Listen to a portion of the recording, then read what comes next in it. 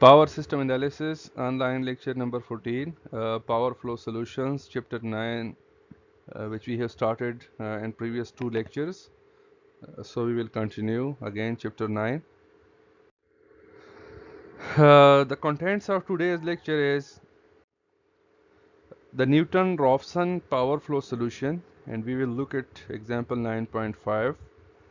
अगर मैं ओवरव्यू दे दूं, अभी तक हमने न्यूटन राफसन का जो मेथड है सिर्फ जनरलाइज्ड फॉर्म में हमने प्रीवियस लेक्चर में उसको देखा था, जिसके अंदर दो फंक्शंस थे g1 और g2। दोनों फंक्शंस के अंदर दो दो वेरिएबल्स थे, x1 x2 g1 के अंदर, और उसके अलावा g2 के अंदर x1 x2 थे। उसके बाद हमने उनके इनिशियल वैल्यू एस्टिमेट की थी।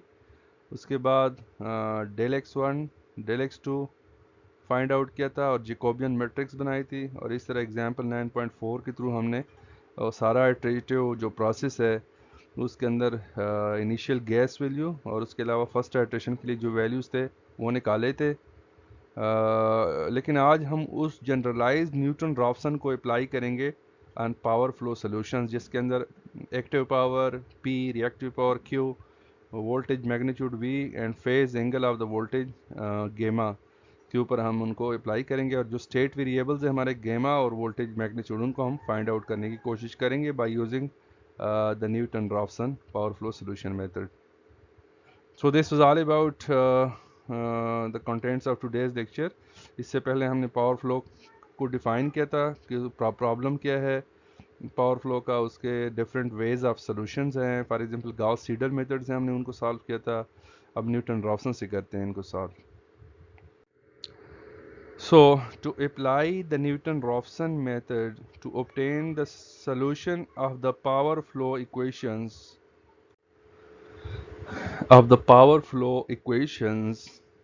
we express bus voltages and line admittances in polar form. सबसे पहला काम हमने ये करना होगा कि जो रेक्टेंगुलर फॉर्म के अंदर है एडमिटेंसेस y की वैल्यूज़ और बस वोल्टेजेस की वैल्यूज़, उनको हमने पोलर फॉर्म में r इंटू थीटा के अंदर कन्वर्ट करना है from x plus j y rectangular coordinate से। So when n is set equal to I in equation 9.6 and 9.7, you can see from here this is equation 9.6, उसके अंदर pi is equal to summation n is equal to 1 up to n vin yin vi vn cos theta, ये पूरा equation है for active power. और 9.7 के अंदर this is a complete equation for reactive power. अब हमने करना क्या है कि इसके अंदर i is equal to n अगर पुट करें तब जाके इस इक्वेशन की क्या सूरत बनेगी। from here you can see if we put the value of I is n is equal to I, तो it will become i in square हो जाएगा, vi और vn इनका vi स्क्वायर हो जाएगा, just like you can see from here, और ये original term आ जाएगी।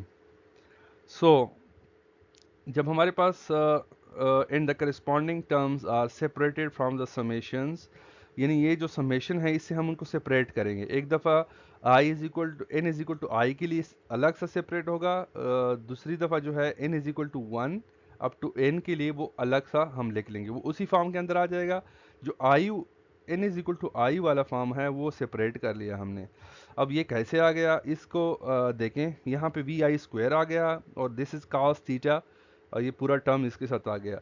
तो एक्चुअली अकॉर्डिंग टू 9.1 इक्वेशन अगर आप देख लें यहाँ पे, चूँकि अगर गेमा आई माइनस गेमा आई तो ये पुट फर्स्ट टर्म में कट आउट हो जाएंगे, सिर्फ ये वाली V I square cos theta I N आ जाएगी। तो you can see from here, और वाई का भी टर्म आ जाएगा इसके साथ। तो यहाँ से आप देख सकते हैं कि एक वी आई स्क्वायर आ गया और उसके अलावा बाकी ये काज थीटा आई जे, और यहाँ वो वी आई वाई आई जे और कास थीटा वाला जो टर्म है उसकी जगह हमने कंडक्टेंसेस का जो इक्वेशन 9.1 के अंदर है उसको पुट किया है। ठीक है, सिमिलरली इस इक्वेशन को जब हमने n is equal to i put किया, एक टर्म सेपरेट हो जाएगा, माइनस वाई आई आई आ जाएगा, ये वी आई स्क्वायर आ जाएगा, दिस इज साइन थीटा, ये वाला टर्म आ जाएगा, क्योंकि ये दोनों कट आउट हो जाएंगे फर्स्ट टर्म के अंदर, because here N is equal to I और माइनस दिस टर्म, तो ये दोनों कट आउट हो जाएंगे। फर्स्ट टर्म के अंदर सिर्फ वी आई स्क्वेयर, वाई आई आई या जे उन्होंने लिखा हुआ है, एंड साइन थीटा, ये वाला टर्म आ जाएगा और माइनस साइन के साथ। तो उसको अगर हम देख लें यहाँ से 9.1 के अंदर, you can see that j y I j sin theta I j is equal to b susceptance j b I j. You can see from here putting the value of this one और minus V I square अपनी जगह आ जाएगा।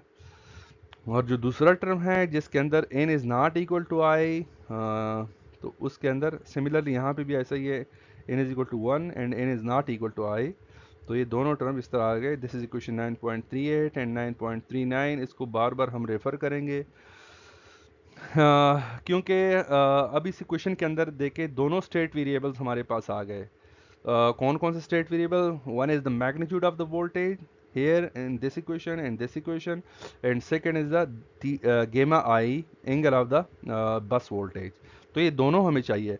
Actually 4 parameters है, 2 ये हो गए और 2 active और रिएक्टिव पावर हो गए। तो आपको पता है कि जो भी बसेस हैं, slack buses, load buses, generator buses, इन सब के ऊपर हमने इन पैरामीटर्स के ऊपर काम करना होता है जो गिवन होते हैं और कुछ अननोन होते हैं। तो अननोन को फाइंड आउट करने के लिए हम डिफरेंट इक्वेशंस यूज़ करते हैं। These equations can be readily differentiated with respect to voltage angles. अगर हम फॉर एग्जांपल फाइंड आउट करने के डेल पी आई और डेल गेमा आई, तो आप क्या करेंगे, फर्स्ट टर्म निकल जाएगा, इस टर्म का साइन आ जाएगा यहाँ पे, और इसके रिगार्डिंग इसकी डिफरेंशिएशन हो जाएगी। सिमिलरली इसको भी आप कर सकते हैं, del theta i divide by del gamma i. सो एक तो एंगल से आपने डिफरेंशिएट किया एंड मैग्नीट्यूड, दूसरी मैग्नीट्यूड से भी आप डिफरेंशिएट कर सकते हैं, del P I divide by del into magnitude of V I, जो कि ए वाले टर्म आ जाएगा, दूसरा भी आ जाएगा। यहाँ पे स्क्वायर है तो 2vi इंटू जी आई आ जाएगा। तो इन दोनों इक्वेशंस को हमने the term involving G i and B i come from the definition of Y A G and equation 9.1, जो ऑलरेडी मैंने आपको बताया कि यहाँ से आ गए हैं, in the fact that the angle is zero when i is equal to, जो मैंने यहाँ पे बताया आपको, और इस इक्वेशन में बताया कि जब हम n is equal to i put करेंगे तो गेमा आई माइनस गेमा आई इज इक्वल टू 0। तो फर्स्ट जो टर्म है इक्वेशन 9.38 का और 9.39 का, उसके अंदर ये दोनों एंगल कट आउट हो जाते हैं, इस वजह से हम उसकी जगह जी आई आई और बी आई आई पुट कर रहे हैं। तो इन दो इक्वेशंस को आगे हमने एक्सपेंड करना है और उसके ऊपर काम करना है, और इन दोनों की डेरिवेशंस आई होप कि आपको समझ आ गई होगी कि हमारे पास कहाँ से आ गई। Now let us postpone consideration of voltage control buses for now. जिस तरह हमने गॉस सीडल मेथड के अंदर पहले वोल्टेज कंट्रोल बसेस को नेग्लेक्ट किया, उसको कंसीडर नहीं किया, हालांकि सिंपल है, लेकिन सबसे पहले हम क्या करेंगे, and regard all buses except the slack bus is load buses. सिर्फ हम लोड बसेस के लिए अभी इक्वेशंस की डेरिवेशन कर रहे हैं, क्योंकि स्लैक बस का आपको पता है उसके अंदर दोनों जो हमारे पास वेरिएबल्स हैं गेमा और वोल्टेज, उनका हम 1 and angle of 0 degree is a reference ले रहे होते हैं। और दूसरा हमारे पास वोल्टेज कंट्रोल बसेस हैं, उसका मैं एंड पे आपको बताऊंगा कि कैसे होते हैं, न्यूटन रॉफसन में हम कंसीडर करेंगे। और अभी हम सिर्फ load buses P Q buses के ऊपर बात करेंगे with non demands P D I and Q D I, active and reactive power जिसके ऊपर डिमांड का हमें पता होता है। The slack bus has specified values for gamma and voltage, and each of the other buses in the network has the two state variables gamma and Vi to be calculated in the power flow solution. The known values of PDI and QDI correspond to the negative of the B constant shown in figure. अच्छा, अभी ये map कर रहे हैं, यहाँ से हम solution start कर रहे हैं कि एक्टिव पावर डिमांड और रिएक्टिव पावर डिमांड जो गिवन होते हैं वो एक्चुअली जो न्यूटन रॉफसन का हमने मेथड पढ़ा है जनरलाइज्ड फॉर्म में, उसके अंदर कौन सी चीज़ की इक्वल होते हैं। तो दीज आर इक्वल टू, यहाँ पे इक्वेशन 9.27 के आप देख सकते हैं, माइनस B1 और यहाँ पे माइनस B2 क्यू के अंदर इन इक्वेशन 9.28 गेमा और वोल्टेज की जो वैल्यूज़ हैं, सॉरी एक्टिव और रिएक्टिव पावर की जो वैल्यूज़ हैं, these are equal to minus B1 and minus B2।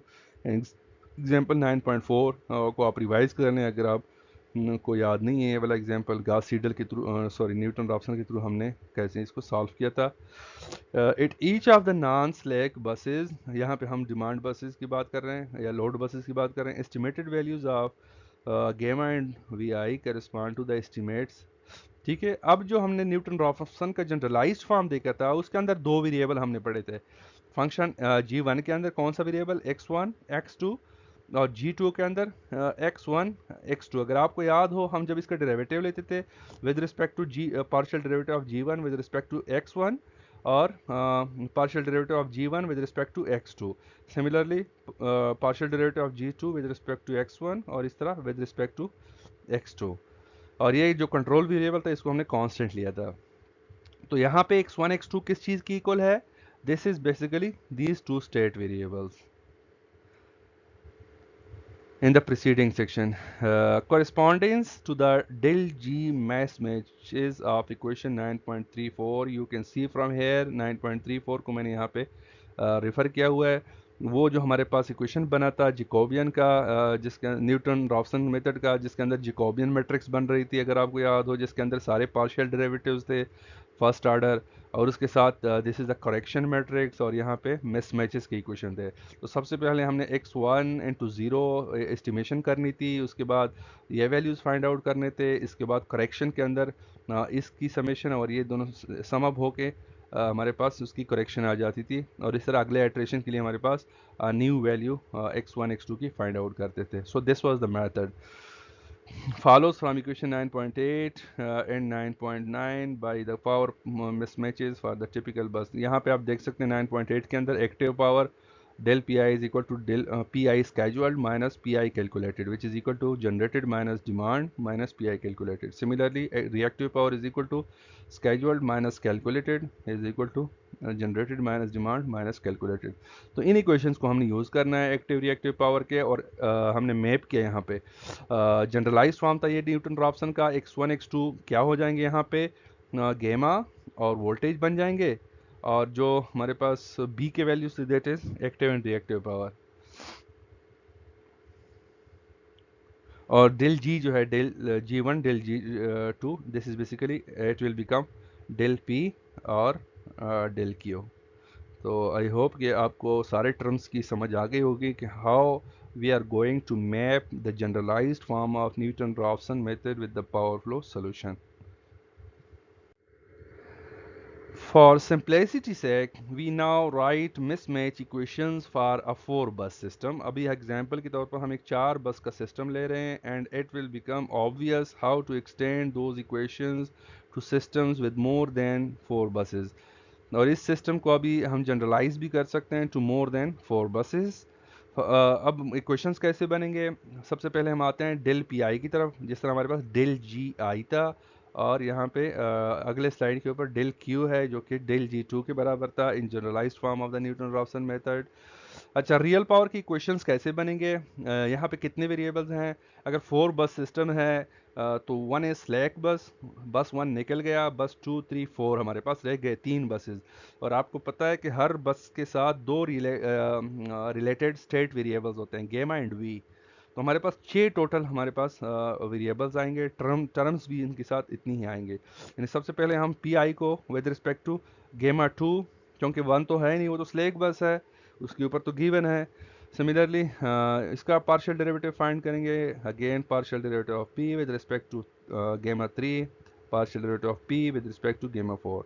This is all about the angles of the bus voltages at these buses 2 3 and 4, and here we will take the partial derivative of p with respect to magnitude of the v2, bus 2, bus 3 and bus 4.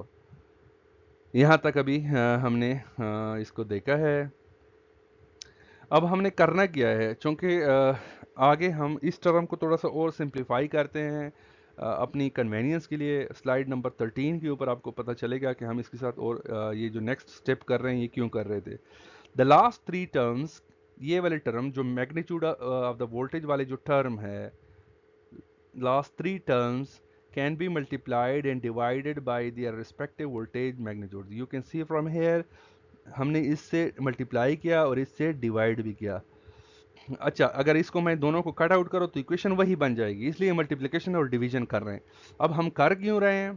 कर इसलिए रहे हैं कि हमें अगला जो हमारे पास equations आएंगे वो कुछ इस फॉर्म के अंदर आएंगे, वहाँ पे हमें वोल्टेज की मैग्नीट्यूड की मल्टीप्लिकेशन की ज़रूरत पड़ेगी। इस वजह से हम पहले से यही कह रहे हैं, without altering their values, and so we obtain this equation.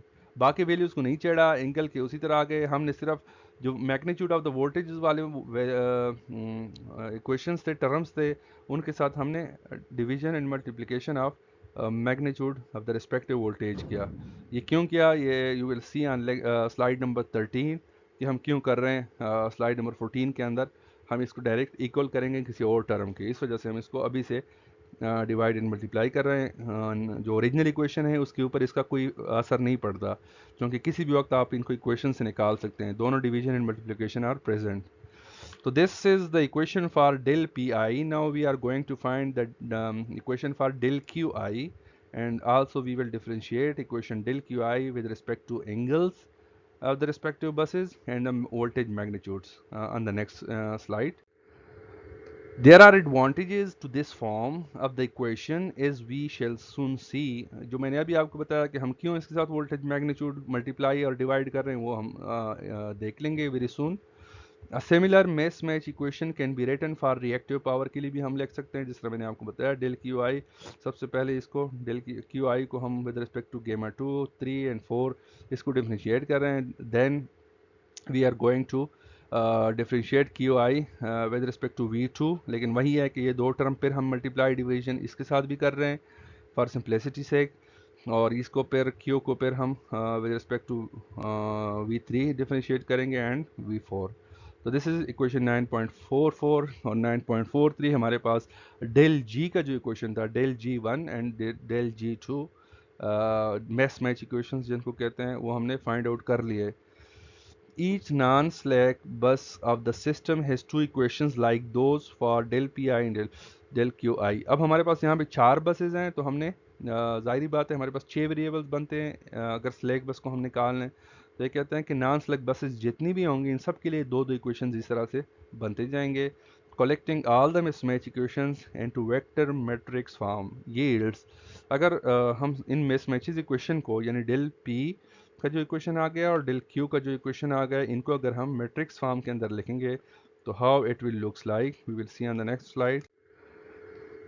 It will become like this. 9.49 के अंदर आप देख सकते हैं, this is these are the variables you can see from here, या करेक्शंस इनको कह सकते हैं। इसके अंदर 6 वेरिएबल्स हैं, ठीक है। सबसे पहले हम एंगल का है, और यहाँ पे डेल गेमा 3 उन्होंने डॉट डॉट से रिप्रेजेंट किया है, डेल 4। 3 वेरिएबल्स ये हो गए और 3 वेरिएबल मैग्नीट्यूड के हो गए। डेल यहाँ पे V3 का मैग्नीट्यूड आ जाएगा divide by magnitude of V3, ठीक है। बुक ने सिंप्लीफिकेशन के लिए ये किया हुआ है, लेकिन you can write it here, और यहाँ पे भी आप लिख सकते हैं। दीज आर द ये वाला करेक्शन मैट्रिक्स था जिसके अंदर वेरिएबल्स थे x1 x2, यहाँ पे गेमा 2 गेमा और v हमारे पास आ गए। जितनी भी बसेज हैं उन सब के आ जाएंगे।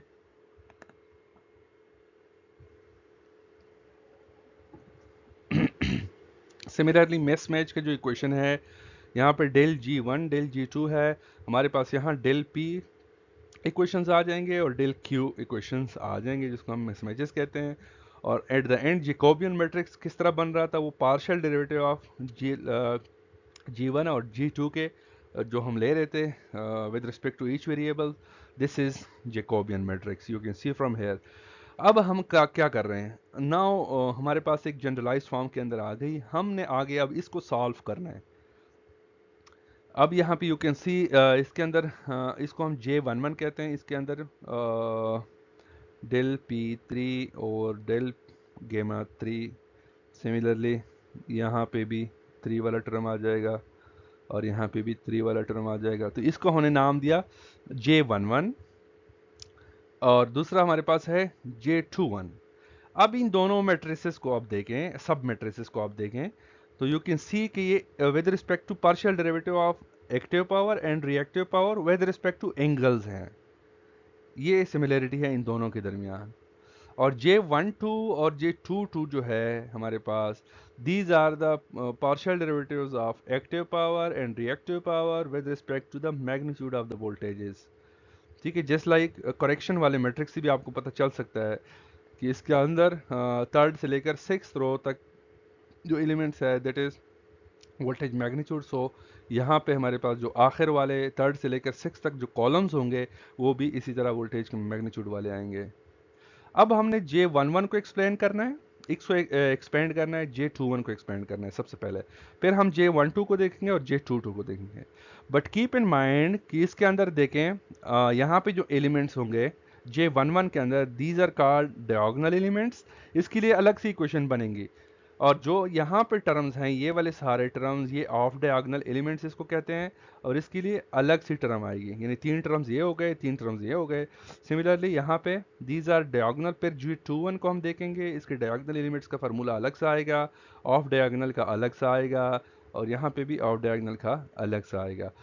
इसको देखने के बाद हम देखेंगे कि ये वाला जो इसकी जो डायगोनल या ऑफ डायगोनल के ऊपर जो एलिमेंट्स आ रहे हैं that is negative of this values. इस मैट्रिक्स के अंदर जो डायगोनल वाले एलिमेंट्स हैं उसका शायद नेगेटिव बनता है, वो देखेंगे हम आगे। और इस तरह इसके ऑफ डायगोनल का फार्मूला हम अलग से निकालेंगे। और सिमिलरली इनके डायगोनल, J22 के डायगोनल का अलग सा और ऑफ डायगोनल का अलग सा। सिमिलरली ऑफ डायगोनल का यहाँ पे हम सेपरेट फार्मूला निकालेंगे। सो यहाँ तक हम पहुँच गए। आई होप कि every term you should understand कैसे आ गया और इनको कैसे मैट्रिक्स बनाया, अब कैसे हम इसको एक्सपेंड करेंगे। So we can not include mismatches for the slack bus. आपको पता है स्लैक बस के लिए हम ऐड नहीं कर रहे, बिकॉज डेल पी और डेल क्यू का हमें पता नहीं होता, अनडिफाइंड होते हैं स्लैक बस के ऊपर। When P Q and not scheduled, scheduled तो होते नहीं, वहाँ हम रेफरेंस बस ले रहे होते हैं। We also omit all terms involving del gamma and del V, because हम इसको एज अ रेफरेंस ले रहे होते हैं वोल्टेज के मैग्नीट्यूड को और एंगल को। इस वजह से इनके इक्वेशन ओमेट हो जाएंगे from the equations, because those correction are both zero at the slack bus के ऊपर, दोनों जीरो होंगे। The partition form of equation 9.45 जो पिछले स्लाइड के ऊपर मैंने आपको बताया, पार्टीशन किया, emphasizes the four different types of, so the four different types of partial derivatives which enter into the Jacobian। Jacobian के अंदर J11 से ले J12, J21, J22, चार हमारे पास different types of partial derivatives आ गए।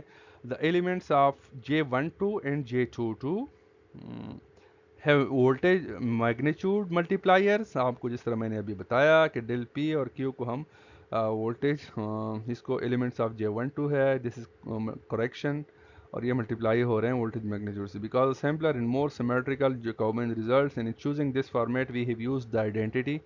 ठीक है, हमने इस तरह इसको चूज़ किया हुआ है कि सबसे पहले हम इसको एक्टिव पावर का जो इक्वेशन बनेगा उसको with respect to magnitude of the voltage differentiate करेंगे, उसके साथ मल्टीप्लाई करेंगे magnitude of the voltage mismatch equation, and the corrections become this one is shown rather than del V I. सिर्फ इसके बजाय हमारे पास करेक्शन का जिस तरह हमें पता है कि डेल जी और वन और डेल J2 जिस तरह जनरलाइज फॉर्म में हमने देखा था, हमें वो नहीं चाहिए, हम इसके साथ ये वाला टर्म चाहिए डिवाइड बाय मैग्नीट्यूड। वो हमें क्यों चाहिए वो आगे हम देखते हैं।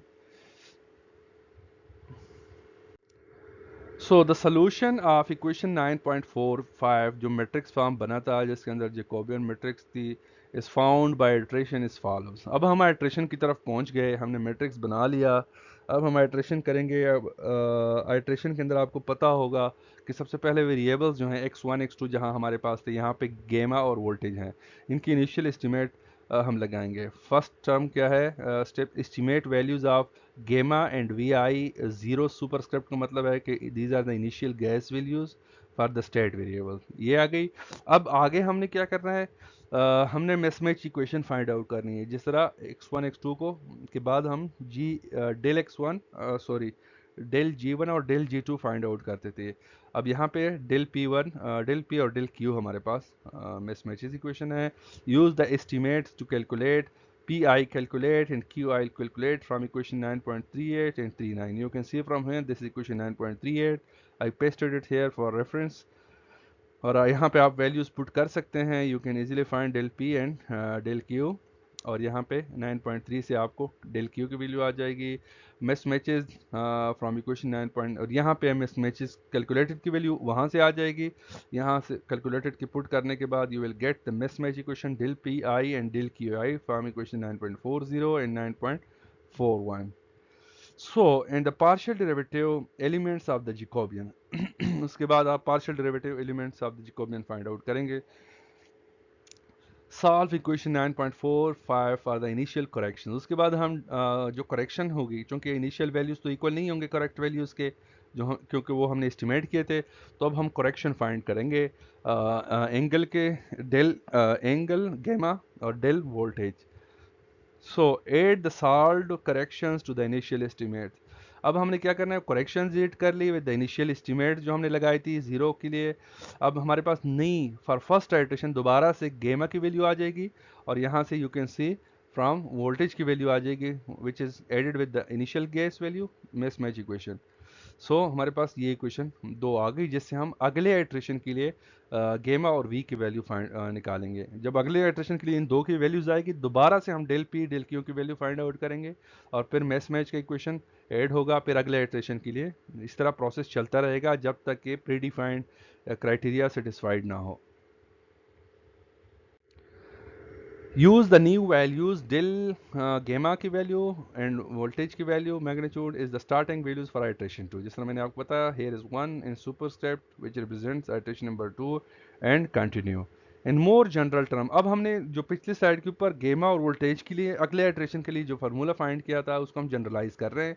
The update formulas for the starting values of the state variables are gamma is equal to k into plus one, यानी अगला आइट्रेशन जो होगा k is the previous iteration iteration, अगर जीरो है तो अगला आइट्रेशन 1 होगा। सिमिलरली वोल्टेज का जो फार्मूला आ गया था, यहाँ पे आप पुट कर सकते हैं 0 plus one, for example first iteration के लिए यहाँ पे जीरो आइट्रेशन और यहाँ पे जीरो आइट्रेशन की जो वैल्यू है उनको पुट करेंगे। फॉर द 4 बस सिस्टम सब मैट्रिक्स, अब जो 4 बस के लिए हमारे पास J11 बन गया था, ठीक है। जैकोबियन के अंदर अगर आप देखें 9.45 इक्वेशन को खोलें तो यू विल सी J11, ठीक है, J12 इस तरह का मैट्रिक्स बना था, J22 and J21 and J22। तो हमने देखा था कि ये जो दो मैट्रिसेस थे, दीज वर, ये वाला था active power differentiating partial derivatives of active power with respect to angle, और ये partial derivative of reactive power with respect to angle, और ये वाला partial derivative of active power with respect to voltage, this is partial derivative of q with respect to voltage। तो अब हम बात कर रहे हैं J11 की आप देख सकते हैं, क्योंकि हमारे पास तीन बसेज है 2 3 4, उनके लिए हम फाइंड आउट करेंगे हर एक एंगल से उसको डिफ्रेंशिएट करेंगे। P2 with respect to gamma 2, P2 with respect to gamma P3 with respect to gamma 2, P4, और सिमिलरली P2 P3 P4 को हम with respect to gamma 3 और P2 P3 P4 को हम with respect to gamma 4 differentiate करेंगे। हमारे पास जो J11 की जो पूरी फॉर्म है वो इस तरह बनेगी। अब हम देखेंगे इसके ऑफ डायगोनल एलिमेंट्स कैसे फाइंड आउट करते हैं, यानी डायगोनल कैसे फाइंड करेंगे और ऑफ डायगोनल ये वाले कैसे फाइंड करूँ, जो पहले मैं आपको 9.45 के अंदर ओवरव्यू दे चुका हूँ। यानी ये वाले तीन टर्म्स और नीचे वाले तीन टर्म्स और फिर ये वाले डायगोनल की तीन टर्म्स कैसे फाइंड आउट होंगे अगले स्लाइड्स के ऊपर इसी की डिस्कशन है। Expressions for the elements of this equation are easily found by differentiating the appropriate number of terms in equation 9.38। 9.38 का इक्वेशन है हमारे पास p का। अब इसको अगर हम डिफ्रेंशिएट करें चाहे विद रिस्पेक्ट टू वोल्टेज या with respect to this angle, we can find every term of the Jacobian when the variable n equals the particular value j, only one of the cosine terms in the summation of contains gamma j, and by partial differentiation there is single term with respect to gamma j we obtain the other of diagonal elements of J11 की बात हो रही है, वो ऊपर वाली तीन term diagonal के ऊपर और डायगोनल के नीचे वाले तीन टर्म, ठीक है। यहाँ पे वो कह रहा है कि एक ही टर्म बचता है, क्योंकि अगर n is equal to j हो जाएगा तो ये वाले जो दो टर्म है वो कट आउट हो जाएंगे। So with del pi with respect to partial derivative of del pi with respect to del gamma j, तो उसकी जो वैल्यू आएगी दैट इज़ ये माइनस हो जाएगी, minus V i V j, यहाँ पे n is equal to j put किया है चूँकि, and to Y i j sine, cos की जगह साइन आ जाएगी, और माइनस वैल्यू भी इसी वजह से आ गई है थीटा आई, क्योंकि हमने यहाँ विद रिस्पेक्ट टू दिस और डिफ्रेंशिएट किया तो माइनस का सिंबल भी इसी वजह से आ रहा है, cos theta is equal to minus sin theta, I think, differentiation में. So we will get this equation. On the other hand, every term in the summation of equation 9.3, यहाँ पे जो summation है, एक दफ़ा तो हमने n is equal to j लिया, उससे a term आ गया, जब अदर जो रिमेनिंग टर्म्स है उसके लिए क्या होगा, contains del I and so the typical diagonal elements of J11. अब जो जितनी भी ऑफ डायगोनल एलिमेंट्स हैं उसके लिए हमारे पास J11 के लिए ये जनरलाइज फार्मूला आ गया, जो ऑफ डायगोनल एलिमेंट है जो डायगोनल एलिमेंट है उसके लिए हमारे पास ये फार्मूला आ जाएगा. आपने उस फिर इसी को when n is equal to 1 and n is not equal to i, तो फिर फार्मूला क्या आ जाएगा, फिर इसको डिफरेंशिएट करें, we will get this formula, this equation. ठीक है, अब न्यूमेरिकल वैल्यूज आएंगे तो हम जस्ट उसके अंदर इसकी पुटिंग करेंगे, हमारे पास न्यूमेरिकल वैल्यूज के अंदर इसकी मैट्रिक्स आ जाएगी J11 के. सो this is for of diagonal elements and this is for diagonal elements. Similarly, by comparing this expression and that for QI in equation 9.39, यानी एक है हमारे पास 9.39. अब आप देख सकते हैं इसको हमने पिछले स्लाइड पे देखा, डेल पी आई और del gamma i when n is equal to 1 and n is not equal to j, तो हमारे पास n is not equal to i, तो हमारे पास यही टर्म आ गया था. अब हमने पुट क्या करना है, इसकी जगह हमने क्या पुट करना है, we will put this equation. अगर आप देखें, अगर हम यहाँ से निकालें यहाँ से, तो it will become minus Q यहाँ पे, और ये वाला टर्म भी आ जाएगा और ये माइनस प्लस कर देगा उसको. So V square into B I I की टर्म आ जाएगी. अगर हम ये वाला टर्म इसकी जगह वी विल पुट इस टर्म को लें, ठीक है, और इसकी जगह इससे सब्स्टिट्यूट करें, तो we will get this equation 9.54 के अंदर. यानी प्लस ये चूँकि यहाँ प्लस टर्म है तो ये हमें प्लस चाहिए, तो ये वाला माइनस यहाँ आ जाएगा, ठीक है, और ये मल्टीप्लाई होगा, ये प्लस था तो ये माइनस हो जाएगा, दोनों टर्म्स हमारे पास माइनस आ जाएंगे. That is equal to del P i और del gamma I. In a quite similar manner, we can derive formulas for the elements of submatrix J21. जिस तरह मैंने आपको कोबियन मैट्रिक्स के अंदर बताया था कि J11 और J12 दोनों एक एक्टिव पावर है, उसकी डिफरेंशिएटर है विद रिस्पेक्ट टू एंगल, और दूसरा रिएक्टिव पावर है J21, reactive power differentiation with respect to del gamma. तो दोनों के लिए सिमिलर प्रोसीजर अप्लाई करें. हमारे पास ये इक्वेशन है 9.38, इसको जब डिफरेंशिएट करेंगे, सॉरी इस इक्वेशन को नहीं, 9.39 को जब हम डिफरेंशिएट करेंगे with respect to theta i या theta j, we will get this equation. Like sine है तो कॉज हो जाएगी और यहाँ पे माइनस सिंबल आ जाएगी. This is equation 9.55. अब दोबारा से हम क्या करेंगे, इस इक्वेशन से पुट करेंगे. यहाँ पे हमारे पास यू कैन सी माइनस ये टर्म है, तो इसकी जगह हम वी आई जी और पी की टर्म में उसको फॉर्म में उसको आगे फिर लिखेंगे. पहले इसको सिंप्लीफाई किया, ये वाला टर्म आ गया, ठीक है. अब इक्वेशन 9.38 से you can see from hair दोनों को in terms of susceptance and conductance हमने निकाला है. इक्वेशन 9.55 और 9.54 and equation number 9.57, you can see different terms of the matrix J11 and J21. The elements of submatrix J12. अब आते हैं दूसरे टर्म के ऊपर, जिसके अंदर हमने एक्टिव पावर को with respect to voltage magnitude differentiate किया था जैकोबियन के अंदर. Are easily found by first finding the expression for derivative. सबसे पहले हमारे पास जो p का इक्वेशन है उसको with respect to V j हम डिफरेंशिएट करेंगे and then multiplying by V j to obtain. पहले इसको डिफरेंशिएट किया p को, p का जो इक्वेशन है 9.38 के अंदर, उसको फिर मल्टीप्लाई किया Vj के साथ, तो we will get this equation. Comparison with equation 9.55, इस इक्वेशन में आप देख लें तो ये हमारे पास इस टर्म की इक्वल है, माइनस साइन है तो हमारे पास यहाँ प्लस साइन है, हमने इसके माइनस ये वाला टर्म फौरन इक्वल करना है, you can see from here इसके इक्वल हो जाएगा। So this is 9.59 to find the elements of J12. This is a most useful result, for it reduces the computation involved in forming the Jacobian, since the off-diagonal elements of J12 are now simply the negatives of the corresponding elements of J21.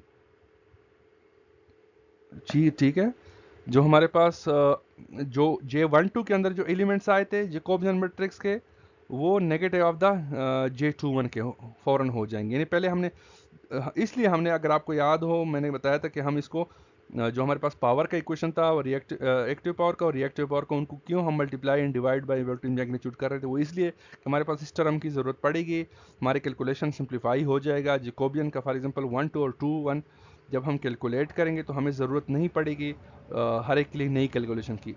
यानी हम जब J12 find out करेंगे तो J21 के जो of diagonal elements होंगे वो सिर्फ J12 के नेगेटिव हो जाएंगे। This fact would not have become apparent if we had not multiplied active power by the magnitude of this one in equation 9.53. जो मैंने आपको बताया था कि स्लाइड नंबर 13 के ऊपर इसकी एक्सप्लेनेशन है। So this is all about the term which we have multiplied in equation 9.43. In analogous manner, the diagonal elements of J12 are to be found. J12 यानी फर्स्ट रो के अंदर जो दूसरा हमारे पास कॉलम है जैकोबियन का, उसके एलिमेंट्स हम कैसे फाइंड आउट कर देंगे। एक्टिव पावर सबसे पहले इसको डिफरेंशिएट किया, फिर मल्टीप्लाई किया, we have got this equation. 2 जो है वो हमारे पास VI स्क्वायर से आया था, तो उसको जब डिफरेंशिएट किया 9.38 को अगर आप देखें इसको with respect to voltage magnitude का 2VI GI आ जाएगा और दूसरा टर्म भी आ जाएगा, यहाँ भी मैग्नीट्यूड है। And comparing this result with equation 9.56 you can सी हमारे पास ये चीज़ आ गई है। ठीक है, तो इसकी जगह हम we will put the value of in comparing this result with 9.56 and 57 is here। ठीक है, सबसे पहले हमने इसको पुट किया यहाँ पे, फिर इसको रिप्लेस किया with respect to PI minus PI plus VI square G in 9.61. Finally, the off-diagonal and diagonal elements of submatrix J22 of the Jacobian are determined to be। ये हमने J12 को फाइंड किया, अब J22 को find करेंगे। J22 क्या चीज़ है, रिएक्टिव पावर की पार्शियल डेरिवेटिव है with respect to voltage magnitude. Last हमारे पास जो सब मैट्रिक्स था जैकोबियन के अंदर उसकी बात कर रहे हैं। डेल क्यू का डिफरेंशिएट करें with respect to magnitude of voltage, फिर उसके साथ VI मल्टीप्लाई करें, तो अगेन अगर हम कंपैरिजन वगैरह करेंगे तो we will get equation in this form. और फाइनल इक्वेशन हमारे पास QI माइनस यहाँ पे PI plus VI square into GII, यहाँ पे QI minus VI square into BII। 9.63 9.61 ये बहुत ही इंपॉर्टेंट है हमारे पास जो J22 है और J12 है उनके एलिमेंट्स को फाइंड आउट करने के लिए। Let us now bring together the results developed above in the following definitions। अभी तक जितना हमने पढ़ा है, हमने जैकोबियन मैट्रिक्स को सबसे पहले उसके स्ट्रक्चर को देखा, अब उनके एलिमेंट को कैसे फाइंड आउट करेंगे वो पूरा तरीका हमने पढ़ा। So now we are going to generalize what we have studied so far।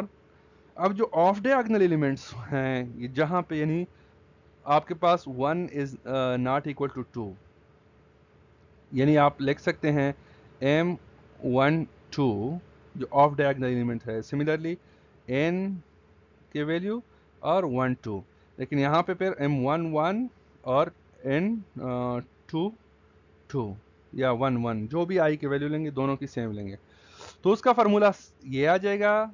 और जो N का फार्मूला है, यानी दिस इज, अगर हम कहते हैं कि ये डिफरेंशिएशन है अब active power with respect to angle, और ये reactive power with respect to angle differentiation है, और ये differentiation of active power with respect to magnitude of voltage, और ये differentiation of reactive power with respect to magnitude of voltage.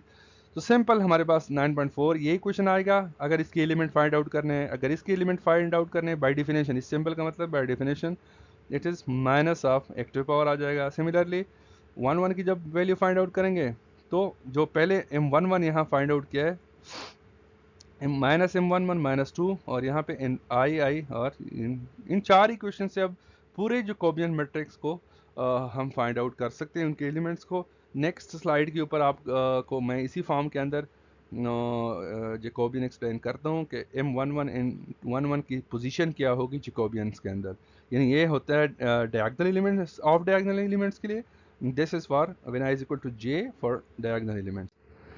So you can see from here equation 9.68 interrelationships among the elements in the four submatrices of the Jacobian are more clearly seen if we use the definitions to rewrite equation 9.45 in the following form. 9.4 form जो Jacobian matrix था J11, J12, J21, J22 तो उसको हमने देखा था। अब उसको मोर generalise form के अंदर लेके आ, ठीक है। ये है हमारे पास डायगोनल एलिमेंट्स जहाँ पे हमारे पास एक्टिव पावर की पार्शियल डेरिवेटिव थी विद रिस्पेक्ट टू एंगल, और ये the diagonal elements of the reactive power differentiation with respect to reactive power की differentiation with respect to angle थी। सिमिलरली ये ऑफ डायगोनल एलिमेंट्स हैं J11 की और J12 की ऑफ डायगोनल एलिमेंट्स ये हैं जो मैंने सर्कल के अंदर किया। These are diagonal elements. Here are diagonal elements of J21 जिसके अंदर एक्टिव पावर को वोल्टेज के थ्रू पार्शियल डिफरेंशिएट किया था। These are off diagonal elements. और यहाँ पे आप देख सकते हैं these are the diagonal elements of the reactive power differentiated with respect to voltage magnitude. These are the off diagonal elements. This is the mismatch equation. पहले जो तीन टर्म्स हैं दिस विल तीन रोज हैं हमारे पास यहाँ पे 1 2 3 it will make 1 2 3 columns and the remaining 4 5 6 जो रोज हैं 4 5 6 कॉलम्स बनेंगे of the Jacobian matrix. here are the mismatch equation. this is called correction equation, mismatch equation, Jacobian matrix. ठीक है, मैट्रिसेस हैं सारे। पहले जो तीन टर्म्स हैं these are related to active power और लास्ट वाले जो टर्म्स हमें है वो हमारे पास रिएक्टिव पावर है। So we can find out the phase angles and magnitudes of the voltages by using Newton-Raphson method like this. So far we have regarded all non-slack buses as load buses. अभी तक हमने voltage control bus को नहीं पढ़ा या generator बस को नहीं पढ़ा, सिर्फ लोड बसेस तक हम महदूद थे। We now consider voltage control buses also. So voltage control buses के अंदर क्या होगा, सिंपल होगा बहुत ज़्यादा। In the polar form of the power flow equations voltage control buses are easily taken into account. For example if bus 4 has the of the 4 bus system is voltage control then अभी तक 2 3 4 को हमने load buses consider किया था। अब हम कहते हैं कि नहीं 2 और 3 लोड बसेस है, 4 जो है जनरेटर बस है। तो पिछले स्लाइड के ऊपर जो मैट्रिक्स फॉर्म में हमने लिखा है जैकोबियन को, तो उसकी फिर क्या फॉर्म बनेगी। अगर V4 के ऊपर जब वोल्टेज कंट्रोल बस बन गया तो इसका मतलब है PV बस बन गया, जिसके ऊपर P और V गिवन है, Q को हमने फाइंड आउट करना है। Is a specified constant value and the voltage correction must always be 0। हमें वोल्टेज करेक्शन की फिर जरूरत ही नहीं करनी पड़ेगी क्योंकि वोल्टेज तो गिवन है उसके ऊपर। So consequently the 6th column of the Jacobian of equation 9 point पिछली स्लाइड के ऊपर जो मैंने आपको छठा कॉलम बताया वो निकल जाएगा, is multiplied by 0 and so it may be removed. Furthermore, since Q4 is not specified, Q4 का हमें नहीं पता, P और V का पता है, Q4 हमारे पास एंड पे फाइंड आउट होगा, लेकिन इनिशियली हम उसको ओमिट करेंगे। mismatch जो del Q4 equation है cannot be defined and so we must omit the 6th row of equation 9.5 corresponding to Q4। तो हमने क्या किया, एक छठे कॉलम को और छठे रो को निकाला जो कि वोल्टेज के मैग्नीट्यूड और रिएक्टिव पावर मिसमैच इक्वेशन से बिलोंग करता था। Of course, Q4 can be calculated after the power flow solution become available. हम जब सारी कैलकुलेशन करेंगे तो हम उसके बाद Q को निकाल सकते हैं। In the general case, if there are NG voltage control buses besides the slack bus, a row and column for each bus is omitted from the polar form of the system Jacobian, which has been हमारे पास ये था example 9.1 के अंदर भी हमने देखा था टोटल नंबर ऑफ बसेज हैं माइनस जनरेटर बसेज -2, तो हमारे पास रोज कितने बनेंगे और कॉलम्स कितने बनेंगे जैकोबियन के, we can find it out from this formula, 2 multiplied with total number of buses minus generator buses -2. So this was all about Newton-Raphson power flow solution method, और इसके ऊपर एग्जांपल है, you can see by yourself, लेकिन उस example को मैंने आपकी convenience के लिए यहाँ पुट किया है ताकि हम यहाँ पे उसको डिस्कस कर सकें. इस एग्जांपल के अंदर गिवन क्या है, the small power system of example 9.2. आप रिमाइंड करें एग्जांपल 9.2 को, उसके अंदर हमारे पास 4 बसेस थे, बस 1 एल्म बर्श पता नहीं कोई नाम थे उस तरह, मैंने सिर्फ रेफरेंस के लिए यहाँ कॉपी किया है. दिस इज बस 2, दिस इज बस 3 एंड हियर इज बस 4. अब चारों के साथ लोड कनेक्टेड है, you can see from this arrow. सिर्फ बस 4 के साथ यहाँ पे और बस 1 के साथ जनरेटर कनेक्टेड है. सो हमारे पास 1 तो स्लैक बस हो गया, 4 जो बस है दिस इज जनरेटर बस. हमारे पास 2 लोड बसेस हो गए, 2 3, the 4 one is generator bus. So here's the line data and bus data given in table 9.2 and 9.3. This is 9.2 table. इसके अंदर reactance, resistance, reactance, conductance, susceptance सब की वैल्यू गिवन है. इसको मैंने 9.2 के अंदर डिटेल से डिस्कस किया था. बेस वैल्यूज हम 100 MVA एंड 230 kV ले रहे हैं. और यहाँ पे 9.3 के अंदर सारे बसेस के ऊपर, चारों बसेस के ऊपर जो एक्टिव रिएक्टिव पावर की डिमांड है या जनरेशन है वो भी गिवन है, voltage in per unit etc. All these conditions are given.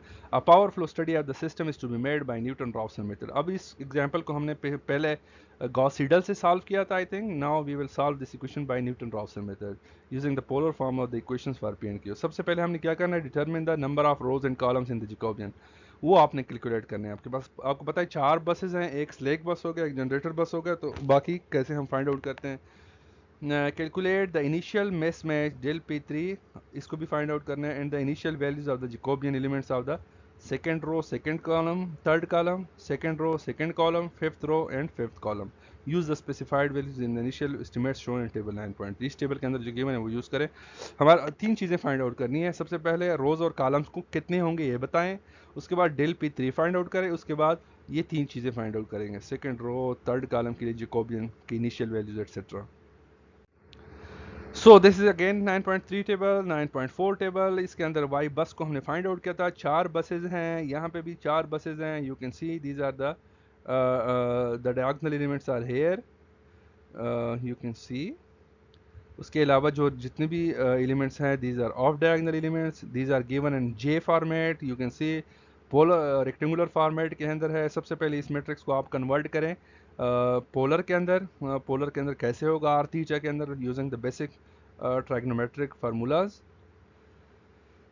Since the slack bus has no rows or columns in the Jacobian, a 6x6 matrix would be necessary if P and Q were specified for the remaining 3 buses. ठीक है, जिस तरह पिछले example में हमने देखा generalise न्यूटन-रॉफ्सन के solution में कि 3 बसेस थे तो 6x6 मैट्रिक्स बन रही थी जैकोबियन के. In fact however the voltage magnitude is specified held constant at bus 4. बस 4 चूंकि जनरेटर बस है, and thus the Jacobian will be 5x5 matrix. पिछले स्लाइड पे मैंने वोल्टेज कंट्रोल बसेस के अंदर आपको बताया कि उसकी जो कॉलम बनेगी वोल्टेज की और जो रो बनेगी रिएक्टिव पावर की डेल क्यू के, वो हम निकालेंगे. तो 6x6 से एक रो एक कॉलम निकल जाए, it will become a 5x5 matrix.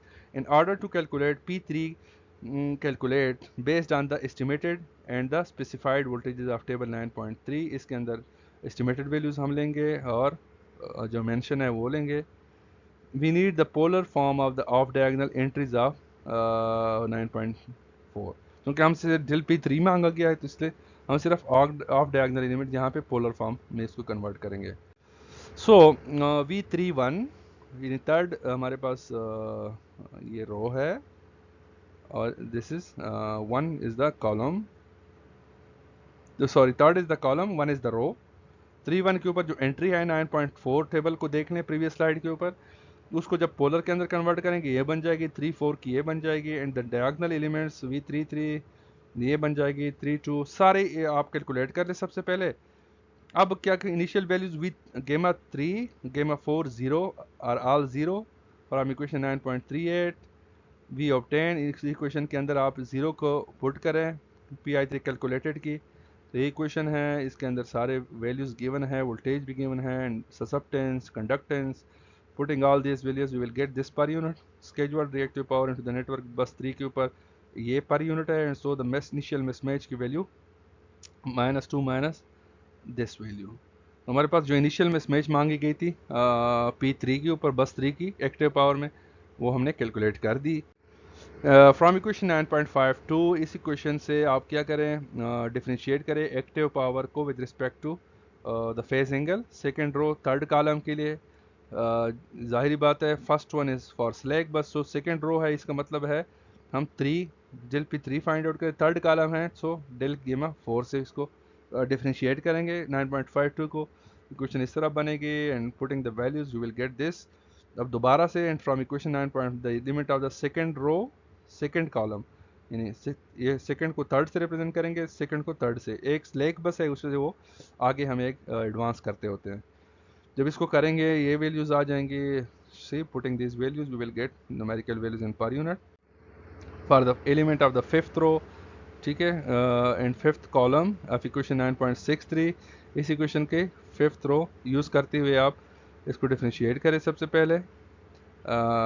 इस इक्वेशन को जब डिफरेंशिएट किया ये वैल्यू आ गई और ये सारे गिवन है टेबल्स के अंदर। Putting this values you will gate per unit value of this. जो फिफ्थ रो है वो एक्चुअली रिएक्टिव पावर की है, जो इसको वोल्टेज के बेस के ऊपर मल्टीप्लाई पार्शियल डिफरेंशिएट किया है।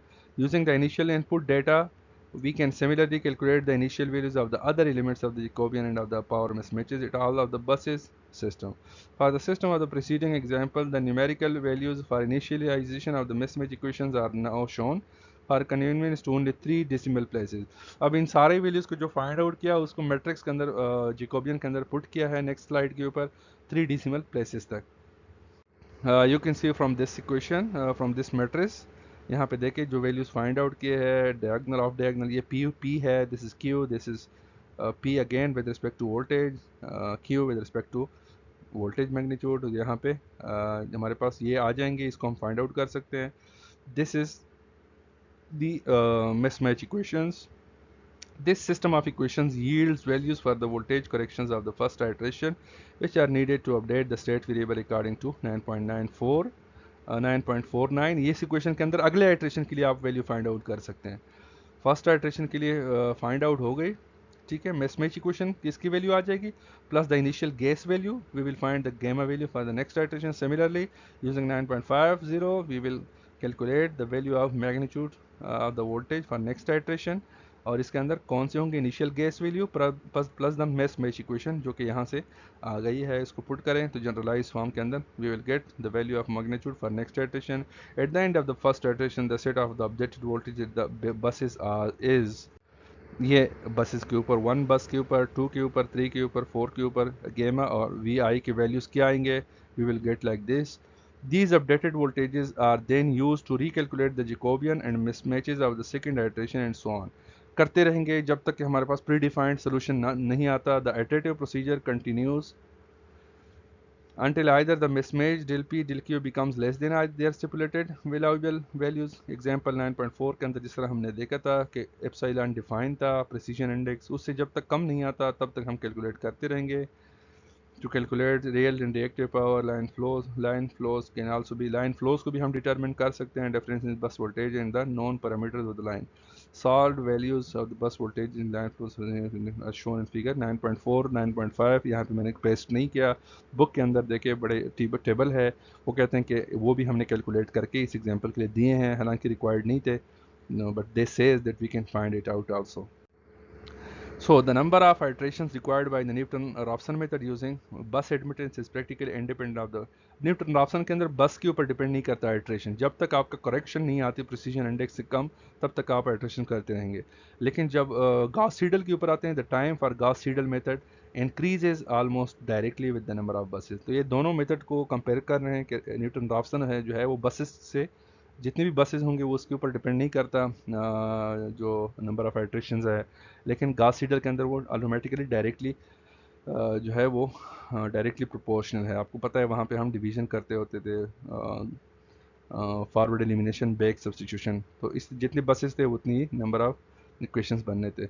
On the other hand computing the elements of the Jacobian इस टाइम का दूसरी बात यह है कि न्यूटन रॉफ्सन का डिसएडवांटेज क्या है कि जाहिर बात है डेरिवेटिव हम ले रहे हैं तो जैकोबियन बनाएंगे तो वो टाइम कंज्यूमिंग है, and the time per iteration is considerably longer for the Newton Raphson. एक आइट्रेशन के लिए न्यूटन रॉफ्सन ज़्यादा टाइम लेता है, ठीक है, जबकि गॉस सीडल कम लेता है। लेकिन कन्वर्जेंस वैल्यू को फाइंड आउट करने के लिए न्यूटन रॉफ्सन जल्दी पहुंच जाता है, कन्वर्ज कर जाता है, और गॉस सीडल जल्दी कन्वर्ज नहीं करता। इसलिए स्पार्स मैट्रिक्स टेक्निक्स जो हम हमारे कोर्स का हिस्सा नहीं था, एक है कि स्पार्स मैट्रिक्स वो मैट्रिक्स बन जाता है जिसके अंदर जो नोड्स हैं वो दूर दूर तक फैले हुए हों और वहाँ पे ज़ीरो एलिमेंट्स आते हैं। बहरहाल वो हमारे कोर्स का हिस्सा नहीं है। The advantage of shorter computer time for a solution of the same accuracy in favour of the, वो कहते हैं कि न्यूटन रॉफ्सन जो है उसकी सेम एक्यूरेसी के लिए ये जल्दी पहुंच जाता है, कन्वर्ज कर जाता है, एक्यूरेट भी होता है, इस वजह से ये मेथड प्रेफर किया जाता है। और इसके ऊपर डिस्कशन है जो भी है sparsity features of the Jacobian are discuss in B2 of the appendix. So this was all about today's lecture. I hope कि आपको समझ आ गई होगी। ऑनलाइन सेशन के दौरान भी इंशाल्लाह इस पे हम डिस्कशन करेंगे। And today's lecture was also prepared from our text book for system analysis by Stevenson. Thank you very much for listening to this session.